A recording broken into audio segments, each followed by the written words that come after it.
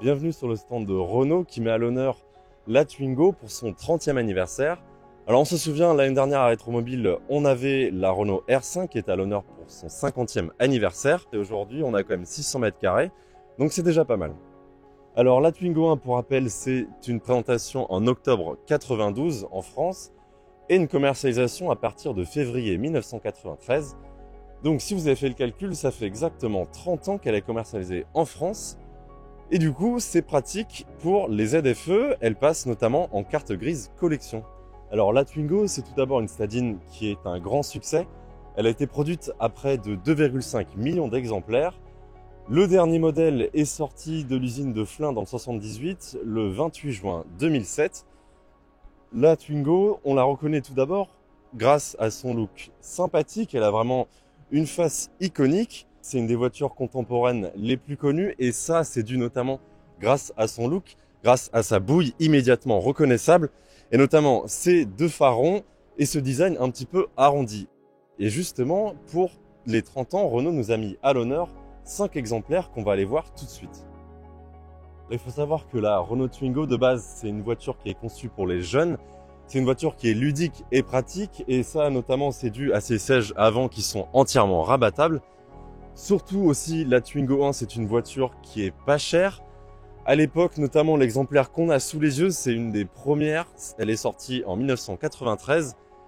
Elle a coûté à peu près à l'époque 54 000 francs, soit environ l'équivalent de 12 000 euros. Donc c'est environ comme une cent d'euros aujourd'hui. Alors pour produire un modèle pas cher chez Renault, tout a été fait pour réduire notamment les coûts.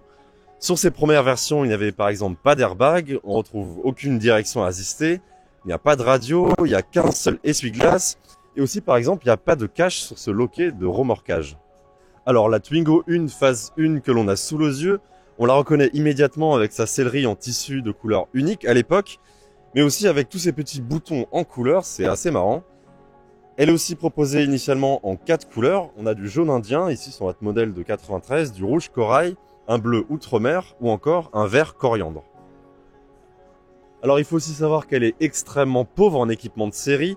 On a par exemple uniquement une lunette arrière dégivrante, l'essuie-glace arrière, un bouchon de carburant qui ferme à clé ou encore la célèbre banquette arrière coulissante et inclinable qui permet d'augmenter l'espace aux jambes des passagers arrière ou encore le coffre selon les besoins.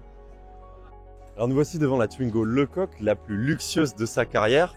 C'est un exemplaire extrêmement rare, elle a été produite uniquement à 50 exemplaires. On la reconnaît immédiatement grâce à sa teinte biton et aussi par rapport à tous ses équipements qui en font une version très spéciale. Alors ici, on a une teinte en jaune et en noir qui nous rappelle un petit peu les modèles Bugatti dont elle s'inspire. On a aussi par exemple la mention de la marque sur les jantes, comme vous pouvez le voir juste ici.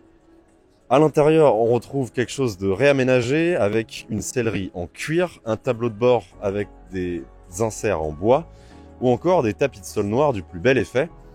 À noter aussi que cette version spéciale, elle est suréquipée pour l'époque, avec une direction assistée, des rétroviseurs électriques, ou encore un autoradio complet. En 1996, Renault s'associe avec la marque Benetton pour sortir sa deuxième version spéciale, qui est immédiatement reconnaissable, avec notamment un petit logo juste ici, ou encore une sellerie en tissu spécifique avec des motifs à carreaux très colorés. On remarque également la mention de United Color of Benetton juste au-dessus du logo Twingo. Et à noter enfin que c'est également une version suréquipée pour l'époque avec des vitres électriques ou encore un autoradio. À côté de moi se trouve une des dernières versions commercialisées en 2004. Il s'agit d'une Twingo Phase 4 et donc qui s'est terminée en 2007.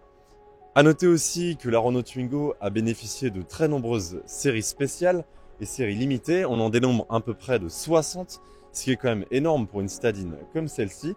La dernière, la Renault Twingo Tattoo, qui a été uniquement commercialisée en Colombie en 2012. Parce que oui, il faut savoir que la Twingo a été commercialisée il y a encore à peu près 10 ans en Amérique du Sud.